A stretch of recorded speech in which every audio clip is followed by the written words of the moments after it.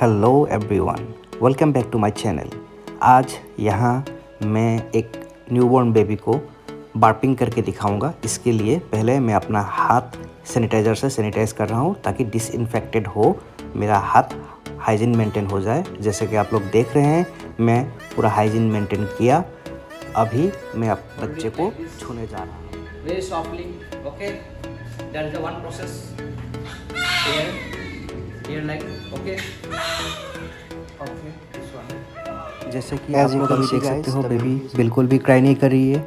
मैंने अपने कंधे पे बेबी को जिस पोजीशन में लेके पीछे रफ कर रहा हूँ या फिर थोड़ा ऐसे स्मॉल हल्का हल्का करके पीठ पे वो कर रहा हूँ। देखिए बिल्कुल भी बेबी रो नहीं रही है। अभी उसका रोना बंद हो गया है, उसको बहुत आराम मिलता है। इसको बोलते हैं one kind of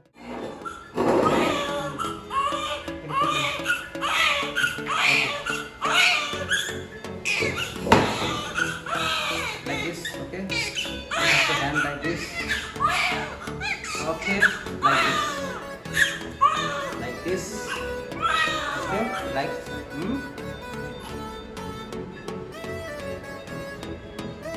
Both are the process by which you can bark and stop crying. Immediately the baby will stop crying. See? Baby is not crying now. The process is like this. You have to hold like here, softly, gently, then burping at the back. So baby will get relief and the gases will pass out.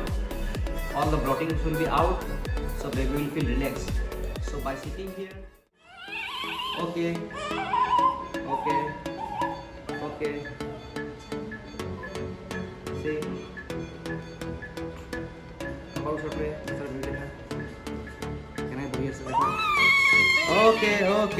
Okay.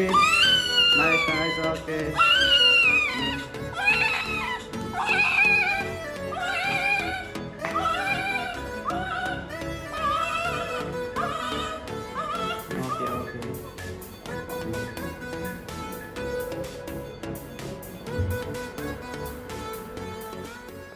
ने देखा 2 types of burp मैंने दिखा दिया, एक कंधे पे लेके और दूसरा वाला जो सिटिंग में बिठा के कैसे बर्प करने से बच्चे को बहुत राहत मिलती है और गैस निकल जाती है, प्लस ब्लॉटिंग भी आउट हो जाती है। तो इससे बच्चे को बहुत शांति मिलती है, आराम मिलता है और इमीडिएटली क्राई स्टॉप हो जाता है। तो आप लोग भी घर पे न्यूबॉर्न्स को आफ्टर फीडिंग दिन में 2 या 3 बार ऐसे जो भी पोजीशन में मैंने दिखाया वैसे लेके आप लोग बर्प कर सकते हैं, पीठ पे ऐसे थपथपा सकते हैं, जिससे बच्चे को आराम मिलेगा, शांति मिलेगा और बच्चा इरिटेबल नहीं होगा। होप इस वीडियो से आप लोगों को कुछ सीख मिली है और अच्छा लगे तो इस वीडियो को शेयर कीजिएगा, लाइक कीजिएगा और मैं ऐसे ही वीडियोस लेके आता रहूँगा आप लोगों के पास। आज के लिए इतना ही। Thank you so much. मेरे चैनल को सब्सक्राइब कीजिएगा। Thank you so much.